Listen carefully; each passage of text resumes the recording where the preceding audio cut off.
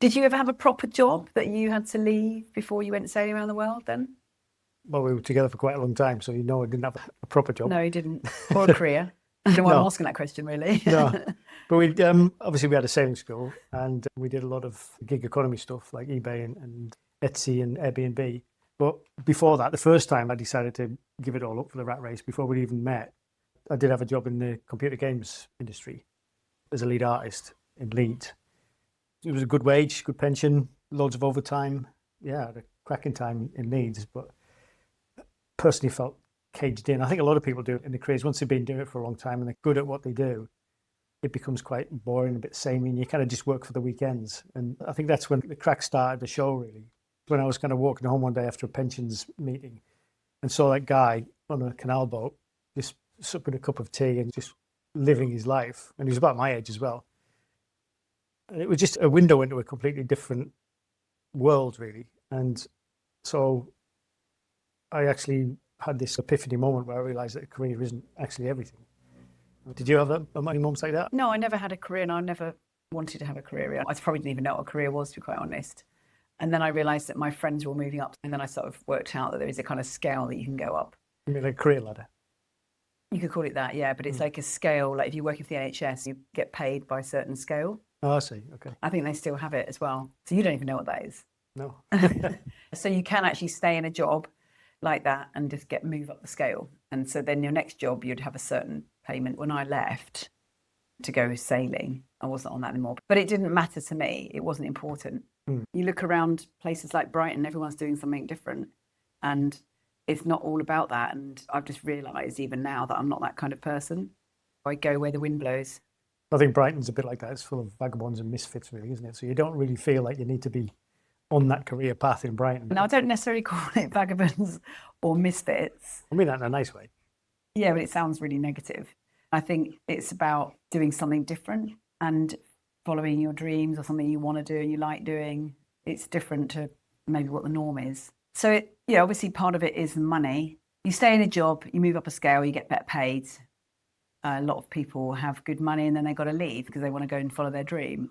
So what is the worst thing when they leave their job? Is it the money, or do you think it's the name that comes with moving up a scale? You mean like the job title and the respect that goes with it? Yeah, I suppose it's respect as well, but it's just the identity of having to achieve something. Is it worse to leave that or to lose the money, do you think? I think it's a bit of both. You're going to live your dream, quite necessarily you've got to give up your job. So yeah, there is a money aspect. Unless you've got something in place behind the scenes to back that up, like an asset, shares or Bitcoin or a house to rent, things like that. But yeah, if you're stepping off the career ladder, then yes, you're going to take a pay cut. But I think it's more than that. I think because your identity and your ego is wrapped up in something that you're very good at. If you spend time working on your career and working your way up the scale or the career ladder, there's a certain amount of respect and identity that comes with that. Getting onto a boat, there's a whole new set of skills and knowledge to gain. And you're starting from scratch again. And if you carry over that ego and that bravado from being a respected person within your career, you're going to take a nosedive because suddenly you're being schooled by a pair of overalls who can fix a diesel engine before you've even managed to look it up on Google. I think you have to have a big sense of humility to start again from scratch. I think it depends whether that matters to you. But if suddenly your engine cuts out and you're just looking at this big lump of metal and you don't even know where to start, that's not something that you're used to. I think the whole fact that you've decided to go off and do something different means you've let go of all that already. I don't think you go, well, I'm fine because I've been really good in my career, so it'll just be the same on the boat. I think if you're going with that attitude, then why would you go in the first place? I think if you want it the same, I think you're going off on an adventure and the attitude is it's all going to be new and different. And then you meet these amazing people, sorts of different people you wouldn't normally mix with, who suddenly can teach you how to do something better than you ever knew how to do it. If you're going with open eyes and excitement and adventure, that will all be amazing. It's great. You wouldn't believe who came to help me today, or there's always things I've had to solve. And that's the whole exciting part, is that suddenly life isn't boring anymore. You're not just going up this ladder. You've got this or that might happen. Don't get me wrong. I think it's always exciting learning new skills, and I love doing that. But the thing is, when you're in the middle of a crisis or something happens on the boat, You're suddenly faced with a problem. You don't even know how to approach the problem, let alone solve it. No, you don't. And that's why you have to start finding out.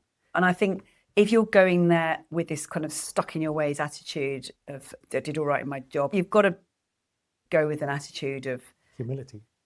Yeah, I think maybe you haven't really prepared if you think you're going to go and that you're going to know everything. It's a sort of a strange way of leaving. But I don't think people go with that attitude. Like I say, they don't know what they don't know. And so you carry over that sense of confidence, and you probably don't even know where that comes from. The sense of confidence comes from being good at what you do. And then suddenly you don't know what you're doing. I don't know if it bothers everyone, really, because we've met people that don't know what they're doing, quite fine with that too. Well, I've met people in my career who don't know what they do and they still manage to get by. Yeah. They can actually get promoted. So yeah. So anyway, do we think the loss of identity is important? It depends on the person. Yeah. Really. Sit down and have a real think about, are you comfortable with that loss of identity and having that sense of humility to learn a whole new skill set, really? Yeah, I think you would be already asking that question because that's the reason why you're going in the first place. You're sick of that identity and sick of that life, I think. Possibly, that's why you're going. That sense of confidence could be subconscious. You might not even realise it comes from your career or your identity as a professional in a certain field. That's what I'm trying to say. Maybe you don't realise. And I think maybe you have to kind of rethink what might happen. It's a very transcendental Buddhist type thing, isn't it? Because you suddenly have to destroy your ego and start again. And a little bit maybe. So you didn't really feel any loss of identity. You kind of embraced the whole kind of not knowing and learning things from scratch again. Yeah, I mean, I say that's what my life's always been like. So to me, it's just normal. You're used to going around not knowing what you're doing. Exactly, yeah. and doing new things and trying them out and being out of my comfort zone all the time. Yeah. I didn't suddenly think, right, now I've sorted this out. Because even in my job, it was a job that was dynamically changing all the time. So you were never worried about having a gap on your CV? No, I say only later. Later, I kind of realised that my friends all got up to this scale and their earnings were a lot more. Do you think in some careers, probably not in yours, but a gap in your career, or a gap in your CV will be detrimental to future job prospects? Lots of jobs, really. I found that even after having kids. Well, I brought the kids up. That was a gap, a 10-year gap, I would say. Yeah. And already just going back to work after that, I didn't have much confidence. And I think probably loads of women experience that if they have kids. Yeah, already it sets you back. But does it though? Because there's been surveys on LinkedIn. I think the figure was 62% of people do have a significant career break. And I don't know if that's the US or the UK, but in the UK, I think there's a recent survey as well. There's 25% of people had a 12-month career gap. So it's not unusual to have a career gap. I'm presuming it depends on your profession. You're asking whether it makes a difference. And I think, yes, it makes a difference. Mine was about 10 years of not really concentrating on a career. It was concentrating on family. So that's a big career gap. And so, yes, it did matter because when I came back, I didn't have so much confidence. So I had to build up that confidence again. It took a while. And so I think career gaps can affect, obviously, your career. Without a doubt. You know that going back to computer games, you couldn't go back to do it now because everyone's advanced onwards. That's true. I suppose when you're in a fast-moving career like IT or technology or computer games, things do move on very, very fast. Yeah, it's how things move on. It's how you feel, the confidence you have. It's how people look at you and how long you've been out of the market. There's some jobs like medicine, you have to stay up to date. Nurses actually have to do a certain amount of hours every year to keep themselves on the register. But I did notice when we were out there that there was a lot of people in the medical profession, but they had quite a laissez-faire attitude about getting a job when they got back because there's such a shortage. In fact, there's places like Australia and New Zealand, they actually prioritise foreign workers from a medical background because there's such a high demand for it. If you've got a high demand job, then you're not going to worry. If you work in the oil rigs, whatever, you probably find a job easily. There's obviously high demand jobs, but I think there's going to be some impact and staying out the loop. But do you think in some professions it might be seen as a good thing to have a career gap, to have a bit of a reset, so you come back fresh with lots of new ideas and lots of energy? Yeah, I mean, I'm not saying it's a bad thing at all. Some employers actually encourage it. I mean, we met people out there, didn't it? It was employers who said, yeah, go take a year with your family and you have a job when you get back. Yeah, I mean, there's benefits for it. Some people feel like they're in that and they're stuck in it and they need to rethink and they've gone back and done something slightly different because they didn't want to be in that job anymore. So when we go back, it wasn't like we were trying to get into a career because you retrained. Did you find anybody held that against you, the fact you'd been away, or were they more curious, or did they actually think it was a good thing? I came back into 2 different jobs and one, I didn't know anyone, so it was completely new. And occasionally people say, So how long have you been doing this for? And I just kind of didn't. 2 weeks. Yeah, yeah, literally. I didn't really say. I was like, well, dabbled in it here and there and everywhere and kind of just vague. Yeah, you just look confident. Yeah, absolutely. It's all about just looking confident and pretending you know more than them. In sailing instruction, yes, I know we sailed around the world, but every sailing instruction is different. But I was kind of always very honest with who I worked with, that I needed to build my confidence and I needed to retrain and revalidate all my things. I was actually very much supported in it by most people, I think, from what they said to me. I mean, I don't know what people didn't say. Yeah. Like, she's rubbish. What on earth is she doing? I mean, I probably had a bit of that behind my back, but I reached out to people that were going to be more supportive and got me through where I need to get to. And I'm still learning. I think you still learn all the time. Oh yeah, I think in sailing you never stop. As soon as you think you've stopped learning, that's the time to start worrying. And it's not even just about what you know, because it's actually about dealing with people and how they learn and how you get people through various blocks that stop them learning. Yeah. And that is different all the time because everyone's different. And so you kind of learn techniques and you become more confident with that. But it's quite interesting because you're having to dynamically change things all the time. And then the weather. Yeah, well, I've often said about that, about sailing, you deal with the two most difficult things in the world, which is the British public and the British weather. Yeah. So, I mean, it must have been quite difficult for you because you have been an instructor before on cruising boats. You've been the principal of an RA sailing school.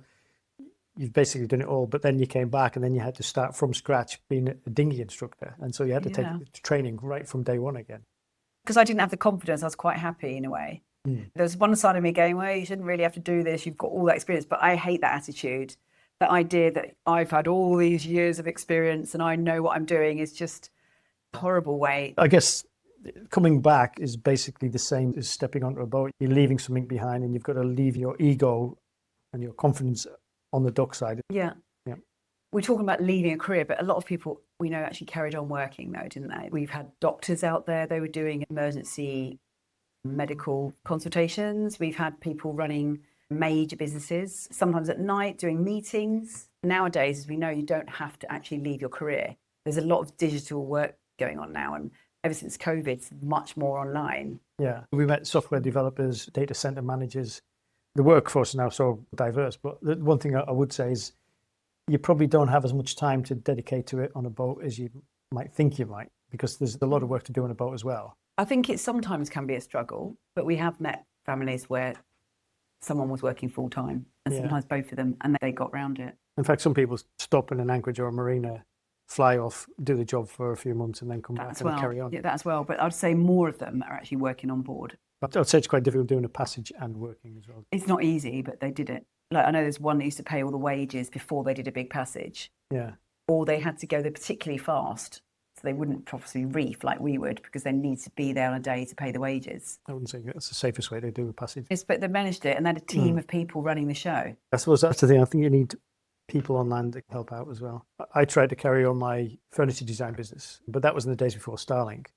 And it was difficult to talk to customers and have a supply chain going. But now, when we came back to the Mediterranean this time, there's people literally streaming conference calls on Zoom, and the kids are streaming Netflix, all in the same Starlink setup. I mean, that was unthinkable when we set off. But now I think the digital nomad thing is actually more than possible now. Yeah, but I also think that wasn't really an established business, was it? The whole idea that someone else was going to build it was brand new. So it was a brand new business. It was a fledgling business, which I was reluctant to let go because it was doing okay. When you were running it, but that's you were building everything. Yeah, I suppose because I had some guy in a workshop back in the UK, but there wasn't enough work really to put through him, and so he had to go off and do something else. We have met lots of people who actually have made it work and made it work really well. Yeah. So I guess that begs the question, what is a career actually for? Because a lot of people, their whole lifestyle and identity is based around their job. And Max Weber, who was a philosopher, and he said that Protestant work ethic, that's in our blood, particularly in the Western world, to show thrift and hard work. And the success that comes from that is our moral virtue signal. So basically to be seen to be working hard in a career, building your wealth is actually seen as the moral high ground. And it could be seen when you ditch that and leave, that you're ducking out of your responsibilities. Did you find that at all? I'm not sure I agree people are doing it because they're on a moral high ground at all, really. I think there's a lot of other reasons why people have careers. They invest a lot of time into getting ready to do that career, and they do really well. And they achieve a lot because they actually just enjoy doing that and enjoy pursuing whatever it is they're pursuing. And then there's the other effects of the stability and just the progression. I think there's a lot of other reasons what can keep you hooked on a career, really. So you're saying whether it felt irresponsible to leave a career? I think it's so instilled in us that having a career and working hard and saving money is the moral thing to do. Yeah, I definitely think people could look at you as an irresponsible person if you leave something that's secure, especially when you've got kids in particular. And I think there probably would be some people judging. You're not doing it to be rolling in money, are you? You're not, absolutely not doing it for that. In fact, you're actually going complete opposite. You're doing it because you don't care about that anymore. You just want the experience. I'm more thinking about security. And like you said, particularly when you've got kids, as a parent and a grown adult, having a steady job, having a steady income is seen as security. And that's a responsible thing to do when you have a family. And also, pour your money into lots of extra activities for the kids and so forth. I definitely felt myself sometimes, I could have paid for them for this or that, or we could have earned more money to pay for them to do this. But I think what happens is it's very expensive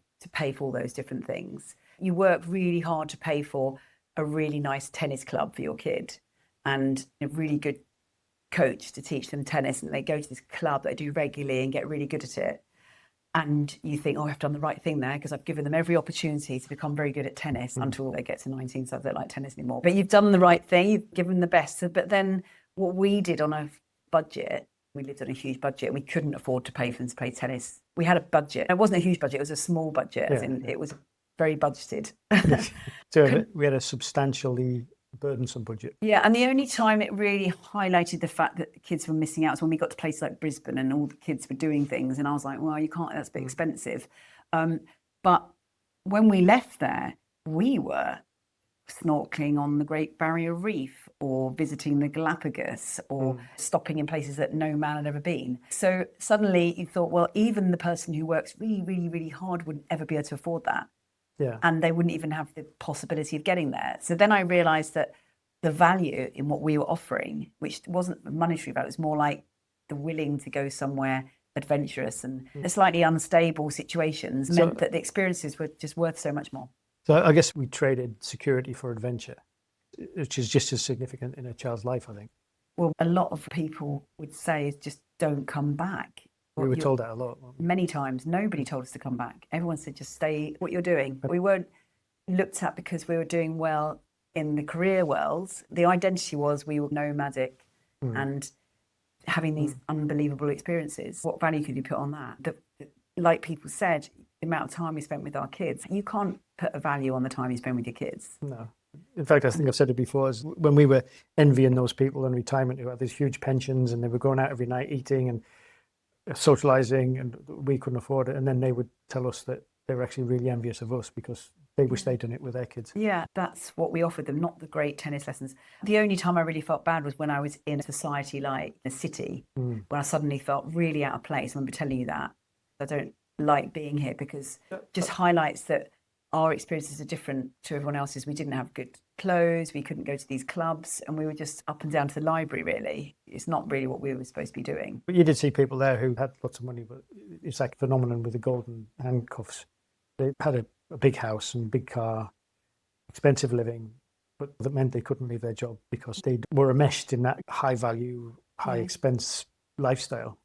That's fine as well, because they go out and they do a few weeks in the summer or all summer, and they'll be out on a boat doing something amazing with their kids as well. And then the kids go back to a wonderful school. But we never had those kind of careers where our kids would ever go to those really good schools. So it's all year in a not so good school and then maybe a holiday. What is a career for then? There's lots of different reasons, isn't there? You don't have to dump the career. You can always come back to the career.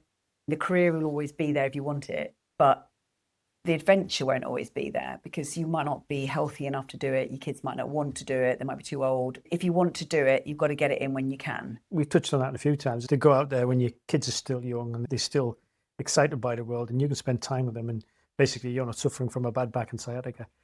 If you can do it once, set a career up, you could do it again. You've got to be willing to put that time in and see it as an adventure in itself, like leaving a career and starting a new one. Those are the things that stop people doing anything, really, aren't they? They're being stuck on something can fix something because it's safe. The other thing that comes with middle age and having a career is you do gather a lot of stuff as well. What do you do with all your stuff? Because we thought we lived quite a minimum lifestyle until we started clearing out and we suddenly realized how much stuff we actually had. So we'll talk about that, and we can talk about how you sold my China dog. Oh, not that again. You've already talked about that. I'm scarred. I'm scarred. Oh, God. Right. So, yeah, we'll come into that. In the meantime, we'll be arguing off camera. See you next time. Bye. I do feel like we keep bringing up things again.